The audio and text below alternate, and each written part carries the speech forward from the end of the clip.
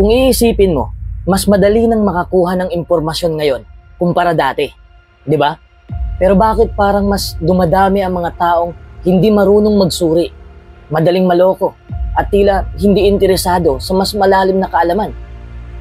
Sa usapan natin ngayon, tatalakayin natin ang 10 dahilan kung bakit dumadami ang mga mangmang sa panahon natin ngayon. Number 1, paglaganap ng mabilis na impormasyon pero mababaw. Parang lahat ng bagay, instant na.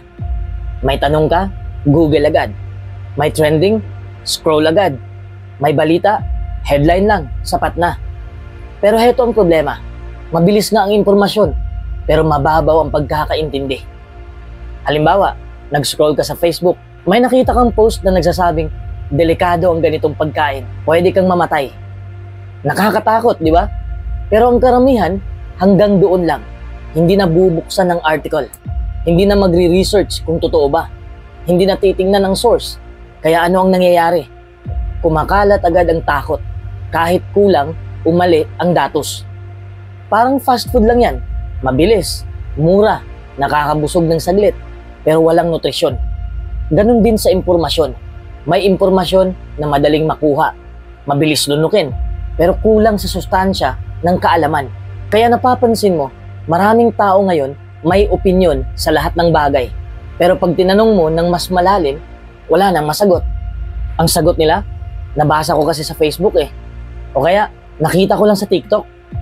Hindi na mahalaga kung galing ba yon sa eksperto o haka-haka lang ng kung sino. Ang mas masakit, nakasanayan na ng tao ang mababaw na pagkuha ng impormasyon. Sanay na sa headlines, sanay na sa soundbites, sanay na sa 15-second video. Kaya pati ang attention span, lumiit na rin. Kung mahaba ang babasahin, next post na lang. Kung mahaba ang paliwanag, nakakaantok. Kung iisipin mo, hindi masama na mabilis ang access natin sa impormasyon. Sa katunayan, advantage nga ito. Pero ang naging problema, hindi na tayo marunong maghukay ng mas malalim. Kung dati, kapag may balita, binabasa ang buong artikulo, nakikinig sa buong talumpati, o nagbabasa ng libro para maintindihan ang konteksto. Pero ngayon, karamihan ay content lang sa mga bits and pieces. At dito pumapasok ang delikado. Kapag mababaw ang kaalaman ng tao, mas madali siyang lukohin. Mas madali siyang kontrolin. Mas madali siyang ipaniwala sa kahit anong naririnig niya. Basta catchy ang title o maganda ang pagkakapresenta. Kumbaga, naging mabilis ang utak pero hindi lumalim ang isip. Number 2, fake news at disinformation. Kapag naririnig mo ang salitang fake news, baka iniisip mo lang na simpleng chismis online. Pero sa totoo lang, mas malala ito. Hindi lang ito basta maling impormasyon na aksidenteng naipasa. Ito ay sinadyang gawin para malinlang ka. Ang disinformation naman, yan yung mas mapanganib. Organisado ito, planado, at may malinaw na agenda para kontrolin ang paniniwala ng mga tao. Isipin mo ganito, para kang naglalakad sa palengke. Maraming nagtitinda ng prutas. May mangilan-ngilan na sariwa, pero mas marami ang magagandang display na puno pala ng bulok sa loob. Dahil hindi ka nag-ingat, bibili ka. Tapos uuwi kang lugi. Ganon din ang fake news. Ang itsura ay totoo. May magandang headline, may picture, may video pa minsan. Pero kapag sinuri mo, puno ng kasinungalingan. Bakit ito epektibo? Kasi ang fake news ay laging nakaangkla sa emosyon. Madalas galit, takot, o aliw. Halimbawa, headline pa lang, breaking news, malapit nang gumuho ang ekonomiya, wala nang pera sa bangko. Kahit hindi mo pa binabasa ang laman, natatakot ka na. Kaya agad mo itong sinishare dahil gusto mong maunang mag-abiso sa ibang tao. Pero hindi mo napansin, baka gawa-gawa lang pala. Relatable ba? Oo, kasi halos lahat tayo may kaibigan o kamag-anak na laging nagpo-post ng kung ano-anong balita na wala namang source. Yung tipong sabi ng pinsan ng kapitbahay ng driver ng mayor. Tapos kumakalat na parang apoy. At alam mo ba ang mas masaklap? Maraming tao ang gumagawa talaga ng fake news dahil may pakinabang. Pwede itong pampolitika para sirain ang kalaban at palakasin ang imahe ng isang kandidato. Pwede rin itong pangnegosyo gumagawa ng clickbait articles para kumita sa ads. O minsan naman, simpleng panlilinlang lang para magpasikat. Kung dati, ang chismis, kapitbahay lang naapektuhan. Pero ngayon, dahil sa internet, pwede itong makarating sa milyon-milyong tao sa loob lang ng ilang minuto. At doon na nagsisimula ang problema. Nagiging mangmang ang tao, hindi dahil tanga siya, kundi dahil nalaso na ang isip niya ng paulit-ulit na kasinungalingan. Isipin mo kung araw-araw kang pinapakain ng maling impormasyon. Darating ang panahon, iisipin mo na yun na ang katotohanan. Parang pagkain, kung puro junk food ang kinakain mo, magugutom ka pa rin kahit busog ka kasi wala kang nakukuhang sustansya. Ganon din sa utak natin. Kapag fake news ang paulit-ulit mong nilulunok, nagmumukha kang busog sa impormasyon pero kulang ka sa tunay na kaalaman. Kaya mahalagang maging mapanuri. Tanungin mo lagi, saan galing ang balitang ito? May ebidensya ba? O baka naman puro haka-haka lang? Kasi tandaan mo, kung hindi ka marunong magsala ng impormasyon, ikaw mismo ang magiging biktima. At baka pati pamilya mo, madadamay sa maling paniniwala na dala mo. Number 3, kakulangan sa kritikal na pag-iisip. Isa ito sa pinakamalaking dahilan kung bakit tila dumarami ang mangmang sa panahon ngayon. Isipin mo ito, araw-araw, binobomba ka ng impormasyon. May balita sa TV, may status update sa Facebook, may trending na topic sa TikTok, may opinion sa Twitter, at may forwarded message pa sa family group chat. Ang dami, di ba? Pero ang tanong, paano mo malalaman kung alin dito ang totoo, alin ang propaganda, at alin ang gawa-gawa lang? Dito pumapasok ang critical na pag-iisip. Ang problema, karamihan sa atin ay hindi na naturuan kung paano ito gamitin. Sa halip na magtanong ng sino ang nagsabi nito? Ano ang ebidensya? May ibang source ba na magpapatunay dito? Madalas, tanggap na agad ng tao ang unang nabasa o nakita nila. Para bang automatic na copy-paste sa isip. Halimbawa, nakita mo sa Facebook, ito raw ang sikreto para yumaman. Ito lang ang gawin mo. May maraming likes at shares. Kaya iisipin ng iba, baka nga totoo. Pero kung gagamitin mo ang critical na pag-iisip, mapapansin mong walang scientific study na naka-attach. Ang nag-post ay hindi naman eksperto. At kung totoo ngang yayaman ka sa ganitong bagay, aba, bakit hindi lahat ng mahilig sa ganyang bagay ay milyonaryo na? Di ba? Pero dahil walang critical na pag-iisip, ang iba ay maluloko kagad. At sa huli, mawawala ng pera. Halimbawa, sa politika naman, madalas tayong nabibighani sa matatamis na salita ng kandidato. Ang iba, basta't magaling magsalita, matikas tumayo, o laging trending, boto na agad. Pero kung gagamit ka ng critical na pag-iisip, dapat itanong mo sa sarili mo, ano ang nagawa niya noon? May pruweba ba ng kanyang serbisyo? Paano niya isa sa katuparan ang mga pangako niya? Dahil kulang sa ganitong paraan ng pagsusuri, maraming nahuhulog sa bitag ng mga politikong magaling lang mangako. Bakit mahalaga ito sa araw-araw? Kasi hindi lang ito tungkol sa politika o social media, pati sa simpleng desisyon sa buhay mo. Bibili ka ba ng isang bagay kasi trending? Maniniwala ka ba agad na may gamot sa lahat ng sakit na mabibili lang online? O susundin mo ba ang payo ng isang influencer na hindi naman eksperto? Kung wala kang critical na pag-iisip, madaling madiktahan ang mga desisyon mo ng iba. Para kang robot na pwedeng i-program ng kung sino mang marunong magmanipula. Sa madaling salita, ang taong walang critical na pag-iisip ay parang naglalakad ng nakapiring. Madaling madapa, madaling maligaw, at madaling maisahan. Pero ang taong marunong magsuri ay parang may flashlight sa dilim. Nakikita niya ang mga patibong at alam niya kung saan ligtas dumaan. Kaya, ang kakulangan sa critical na pag-iisip ay hindi lang maliit na problema. Isa itong malaking dahilan kung bakit maraming tao ngayon ang madaling maloko, madaling sumunod sa maling direksyon, at sa huli, nagiging mangmang kahit pa surrounded sila ng impormasyon. Number 4, pagka-addict sa social media. Isipin mo to, pagising mo pa lang sa umaga, ano ang una mong hinahawakan? Of course, cellphone.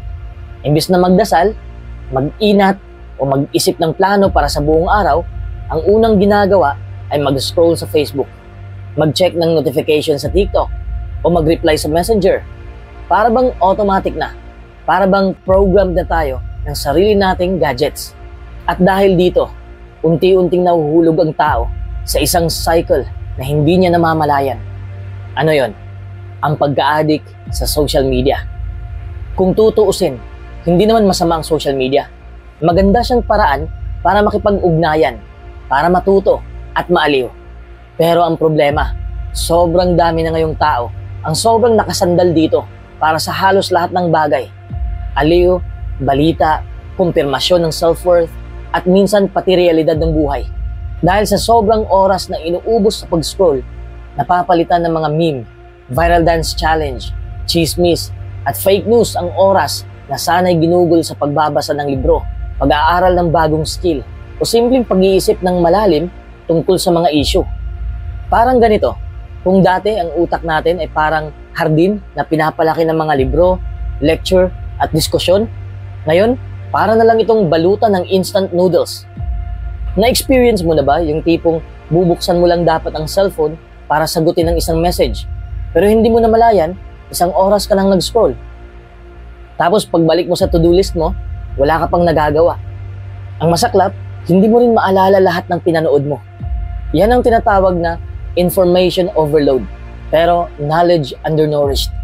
Ang dami mong nakita, pero wala kang natutunan. Sa dami ng oras na inuubos natin sa social media, tanungin mo ang sarili mo, ilang oras sa isang araw ang ginugol mo para magbasa ng isang artikulo na lampas 3 minutes ang haba? Ilang beses kang nanood ng video na nagtuturo ng bagong skill kaysa nakakatawang prank? Kung iisipin, hindi lumalawak ang kaalaman, kundi mas kumikitid. Kasi imbis na makita ang kabuuan ng mundo, ikinukulong tayo sa algorithm. Ang pinapakita lang sa'yo ng social media ay kung ano ang gusto mong makita. Ibig sabihin, hindi ka na-exposed sa iba't ibang pananaw, kundi sa paulit-ulit na bagay na nagpapalakas ng bias mo. At dito pumapasok kung bakit dumadami ang mangmang. Hindi dahil bobo ang tao, hindi rin dahil tamad lang, kundi dahil sa sobrang pagka-addict sa social media, unti-unting nawawala ang kakayahang magbasa ng mahaba, mag-analisa ng komplikado, at maghintay ng malalim na paliwanag. Halos lahat ng tao gusto ng short and sweet. Lahat gusto ng 5-second content. Kaya kapag seryosong balita o mahirap intindihin, iswipe na lang. Ang masakit, habang ang iba ay nagsusumikap mag-aral ng coding, AI o bagong negosyo, may mga taong hindi makaangat kasi naipit sa loop ng walang katapusang entertainment. Number 5, pagbaba ng interes sa pagbabasa. Kung iisipin mo, dati ang pagbabasa ay isa sa pinakakaraniwang libangan. Noong wala pang internet, maraming tao ang tumatambay sa mga library. Nagbabasa ng dyaryo tuwing umaga at ang mga bata ay masaya na kapag nakatanggap ng bagong libro. Ang pagbabasa noon ay hindi lang para sa edukasyon, kundi para rin sa aliw at paglawak ng imahinasyon. Pero ngayon, kapansin-pansin na ang pagbaba ng interes sa pagbabasa. Bakit nga ba? Una, mas mabilis kasi ang aliw ng social media. Imbis na maglaan ng 30 minutes para magbasa ng isang kabanata, sa TikTok o Facebook ay 30 seconds lang, meron ka ng nakakatawa o nakaka-inspire na content. Hindi na kailangan ng effort, kaya mas madaling piliin ang scrolling kaysa pagbabasa. Pangalawa, nabago na ang attention span ng tao. Dahil sa dami ng notifications, reels at short-form videos, nasanay ang utak natin na laging on the go. Kaya kapag libro na ang hawak at mahaba ang binabasa, mabilis tayong naiinip. Yung iba nga, kahit artikulo lang na 3 paragraphs, ayaw nang tapusin. Headline lang, sapat na. Pangatlo, nakakalimutan na ng marami ang halaga ng malalim na pagbabasa.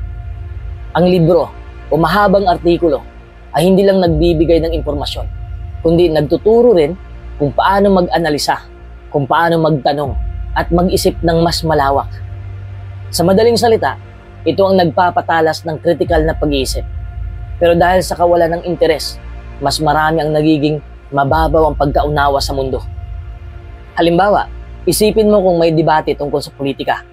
Yung taong nagbabasa ng libro, artikulo, at history, may matibay na pundasyon ng ideya. Samantalang yung umaasa lang sa Facebook post, madalas, limitado lang sa opinyon ng iba, hindi sa totoong datos. Relatable din ito sa kabataan ngayon. Maraming estudyante ang hirap sa essay o research dahil hindi sanay magbasa ng malalim na references. Madalas, copy-paste lang mula Google. Ito'y bunga ng kawalan ng tiyaga sa pagbabasa. At heto pa ang mas masakit. Kapag hindi marunong magbasa ng malalim, mas madaling malinlang. Kaya maraming nahuhulog sa fake news at chismis kasi hindi sanay magsuri. Kung tutusin, hindi naman masama ang social media, pero dapat balanse.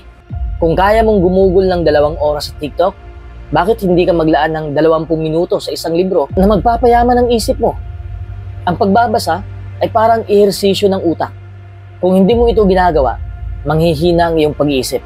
Kaya't habang tumatagal na bumababa ang interes ng tao sa pagbabasa, mas nagiging madali para sa lipunan na magkaroon ng mababaw na pananaw. At ito ang dahilan kung bakit tila dumarami ang mangmang. Number 6, pagpapahalaga sa entertainment kaysa edukasyon. Kung mapapansin mo, sa panahon ngayon, mas maraming tao mas abala sa kung anong bago sa Netflix, trending sa TikTok, viral sa YouTube, kaysa magbasa ng libro o manood ng educational content. Hindi masama ang mag-enjoy. Normal yan bilang tao.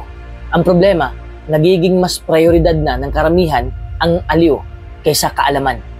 Isipin mo na lang, ilang oras ang nauubos ng isang tao sa panonood ng series o pag-scroll sa TikTok. Madalas, kaya niyang gumising hanggang madaling araw para lang matapos ang isang season ng palabas. Pero kapag pinag-aral ng isang mahaba-habang artikulo, research paper, o kahit simpleng lecture video, mabilis nang inaantok o naiinip. Bakit ganito? Kasi entertainment gives instant dopamine. Yung mabilisang saya, tawa, kilig, o aliw. Hindi mo kailangan mag-effort masyado para matuwa. Pero ang edukasyon, kabaligtaran. Kailangan ng pasensya, focus, at commitment. Ang reward, delayed. Hindi agad-agad makikita, kundi sa future kapag nagamit mo na sa career, negosyo, o decision making. Ang mas nakakalungkot, nakikita mo rin ito sa social media culture. Kapag ang content ay tungkol sa chismis ng artista, milyon agad ang views. Pero kung tungkol sa history, science, o economics, kadalasan, mababa lang ang engagement. Para bang mas mahalaga sa marami ang malaman kung sino ang bagong jowa ng celebrity kaysa intindihin kung bakit tumataas ang presyo ng bilihin. At dahil dito, unti-unti nating minamaliit ang edukasyon. Ang mindset, basta masaya ako ngayon, okay na. Pero kung iisipin mo, ano ba ang mas mahalaga sa long run? Ang matandaan mo kung sino ang bida sa latest K-drama? O ang matutunan mo kung paano mag-handle ng pera? Paano magdesisyon ng tama? At mag-survive sa toong buhay? Relatable ito lalo na sa kabataan. Kung may exam bukas, pero may bagong labas na episode ng paborito mong series, alin ang pipiliin mo? Madalas, entertainment ang nauuna. Kasi nga, mas madali at mas nakaka-excite. Pero ang kapalit, bumababa ang kalidad ng kaalaman na dapat sana ay foundation mo sa buhay. Kaya dumadami ang mangmang, hindi dahil bobo ang tao, kundi dahil mali ang pinapahalagahan nila. Pinipili ang aliw kaysa pagkatuto. At sa dulo, ang naipon mo ay panandali ang saya, hindi pundasyong kaalaman. Number 7, pagiging tamad mag-isip. Kung mapapansin mo ngayon, parang dumadami na ang taong ayaw nang maglaan ng effort para unawain ang isang bagay. Nasanay kasi tayo sa mundo ng shortcut. Gusto natin lahat mabilis. Gusto natin madali. Gusto natin hindi masyadong nakakapagod isipin. Halimbawa, kung may nakita kang post sa Facebook na may catchy headline, kadalasan doon ka na naniniwala kahit hindi mo binasa ang buong artikulo. Kasi nga, nakakatamad eh. Bakit ka pa magbabasa ng 3 pahina kung pwede namang sa isang sentence lang, feeling mo, gets mo na. Pero ito ang problema. Kapag tamad kang mag-isip, nagiging madaling target ka ng maling impormasyon. Isipin mo, kung lahat ng nakikita mo ay tinatanggap mo agad ng walang tanong-tanong, para kang sponge na sumisip-sip ng kahit anong ipahid sa'yo. At hindi lahat ng ipapahid sa'yo ay malinis o totoo. Minsan puro basura. Relatable ito sa pang-araw-araw na buhay. Halimbawa, may kaklase ka o katrabaho ka na biglang nagkwento ng chismis. Imbis na suriin mo kung may basihan ba yung sinasabi niya, diretso ka agad sa pag-share. Ay talaga? Grabe. Ayun, kumalat na ang maling impormasyon. Hindi dahil masama ang intensyon mo, kundi dahil tinamad ka lang mag-isip. Ganito rin sa mga isyung panlipunan. Maraming tao ang bumuboto, sumusuporta o lumalaban para sa isang paniniwala nang hindi man lang iniisip ng malalim kung tama ba o mali, kung totoo ba o gawa-gawa lang. Kasi mahirap magtanong, mahirap mag-research, mahirap mag-doubt. Mas madali kasing sumabay na lang sa uso. Ang pagiging tamad mag-isip ay parang fast food.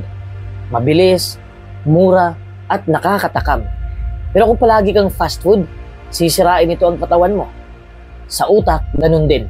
Kung puro madali lang ang gusto mo, masisira ang kakayahan mong magsuri, mag-analisa, at magdesisyon ng tama. At aminin natin, lahat tayo nagiging guilty dito minsan. Kasi nga, nakakapagod mag-isip. Lalo na kung stress ka na sa trabaho, problema, o buhay. Kaya ang ending, nagpapadala ka na lang sa pinakamadaling sagot. Pero tandaan, kung palaging shortcut ang pipiliin, ikaw din ang malulugi. Dahil sa dulo, ang taong hindi marunong mag-isip para sa sarili niya, laging may ibang iisip at magdidesisyon para sa kanya. Number 8, influence ng mga influencer. Alam mo, napakalaki ng epekto ng mga tinatawag nating influencers sa panahon ngayon. Sila yung mga tao na nakikita mo sa TikTok, YouTube, Instagram, o kahit sa Facebook. Mga taong may libo-libo o milyon-milyong followers. At dahil nga sikat sila, maraming tao ang agad na naniniwala at sumusunod sa kahit anong sabihin nila. Pero eto ang tanong, lahat ba ng influencers ay may tamang kaalaman? Kadalasan, hindi. Marami sa kanila, hindi eksperto sa sinasabi nila. Ang background nila, entertainment, dance, lifestyle, o kahit prank videos lang. Wala namang masama doon kung aliw ang habol mo. Ang problema, kapag nagbibigay na sila ng opinyon o impormasyon tungkol sa seryosong bagay gaya ng politika, ekonomiya, kalusugan, kasaysayan, at maraming taong basta na lang naniniwala dahil sa kanilang kasikatan, hindi dahil sa katotohanan ng kanilang sinasabi. May influencer na nag-trending kasi may sinabi siyang masama ang vaccine o may sekreto ang gobyerno. Ang dami niyang views, ang dami niyang likes, at syempre, marami ring nadala. Ang ending, imbis na makinig sa doktor o eksperto, mas pinaniniwalaan ng iba yung vlogger na wala namang medical background. O kaya naman, may nagpo-promote ng instant yaman scheme online. Dahil sikat at magaling magsalita, maraming nadadala. Pero sa dulo, malalaman mong scam pala. Sino ang lugi? Ang nakaka-relate dito, marami kasing tao ang mas madaling maniwala sa taong nakikita nilang totoo o relatable sa camera kaysa sa mga seryosong eksperto na parang boring pakinggan. Gets mo? Mas gusto ng tao yung nakakaaliw kasi yung nakaka-educate. At dito pumapasok yung problema. Ang mga influencer, imbis na magbigay ng tamang kaalaman, mas inuuna ang views, inuuna ang likes at shares. Bakit? Kasi dun sila kumikita. Kung mas kontrobersyal ang sasabihin nila, mas maraming reactions. At kung mas maraming reactions, mas maraming pera. Kaya dumadami ang mangmang. Hindi dahil walang access sa impormasyon ng mga tao, kundi dahil mali yung pinipili nilang pakinggan. Mas pinapakinggan ng influencer kaysa scientist. Mas pinapaniwalaan ng content creator kaysa history book.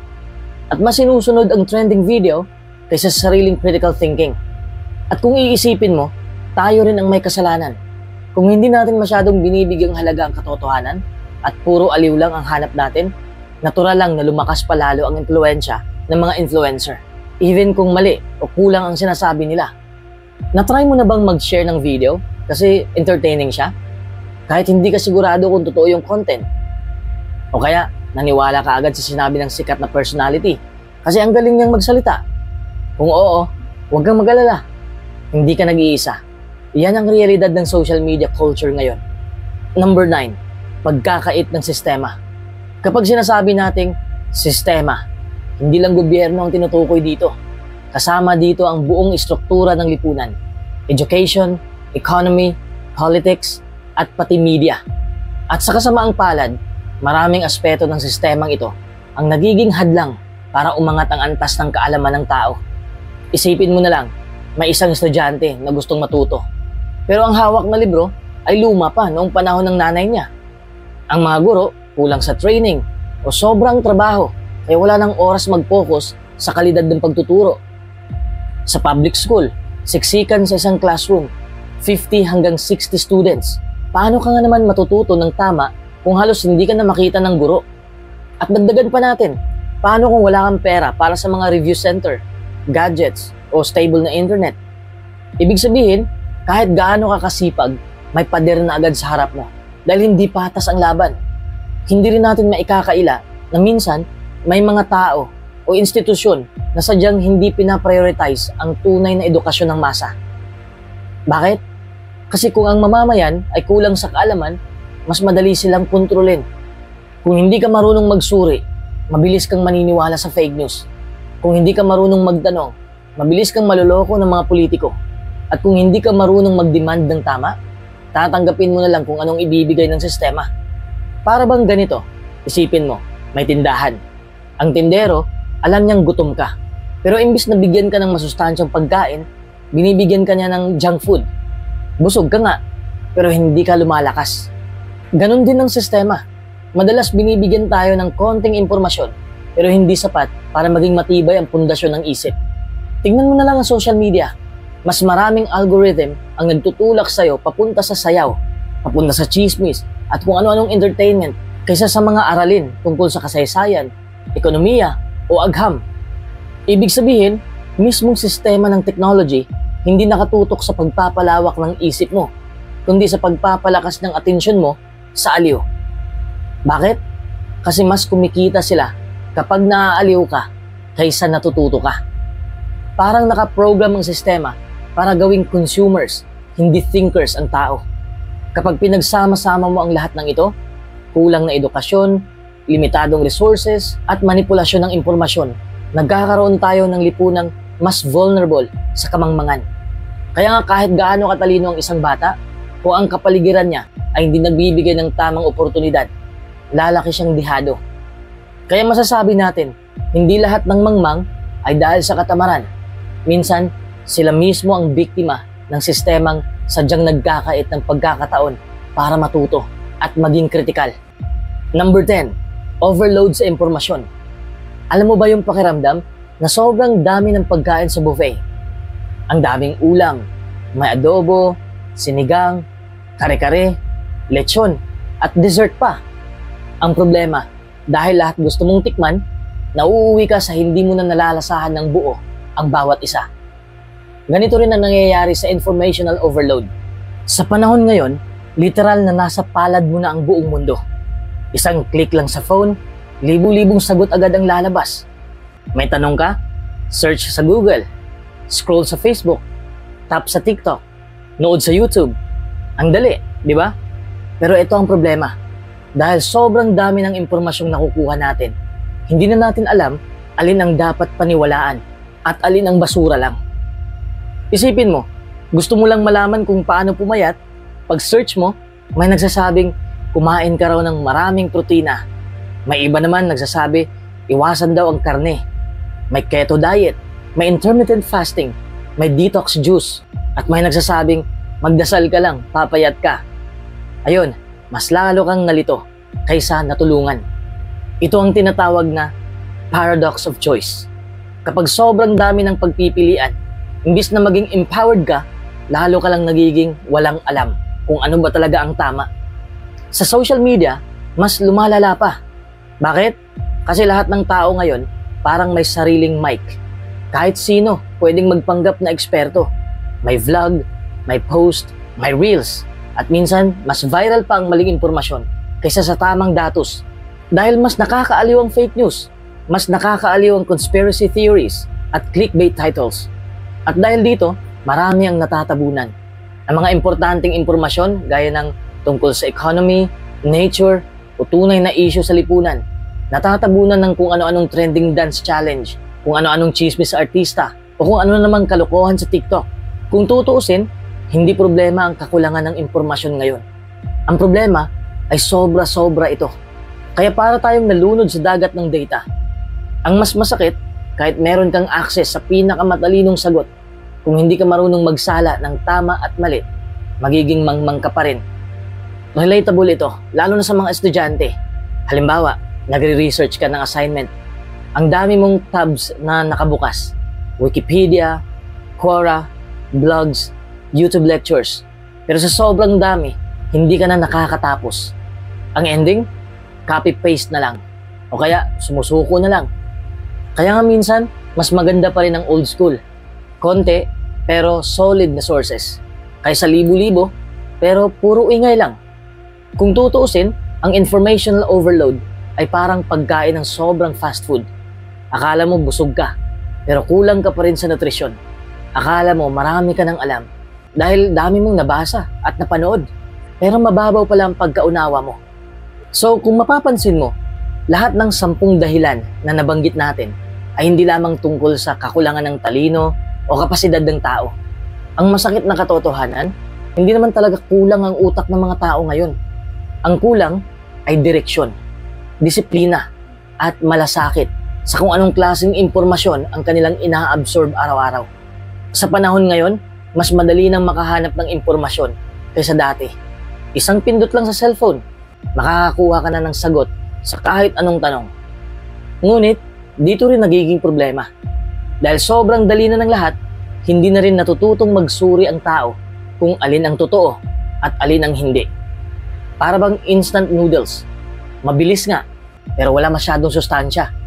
Kung iisipin mo, hindi talaga masama ang teknolohiya. Hindi masama ang social media o entertainment. Ang masama ay kapag doon lang umiikot ang mundo natin at wala na tayong oras para palalimin ang ating kaalaman. Kaya maraming nahuhulog sa pagiging mangmang. Hindi dahil mahina ang ulo, kundi dahil nasasanay sa mababaw at mabilis na impormasyon na hindi na tinitingnan kung may laman ba talaga. Relatable ito sa pang-araw-araw na buhay. Halimbawa, kapag may issue sa lipunan, imbis na mag-research o magbasa ng credible na sources, mas pinapaniwalaan agad kung ano yung trending na post o kung sino yung influencer na malakas ang dating. Ang masama, nagiging default mindset na. Ganito kasi sabi nila, so tama na yon.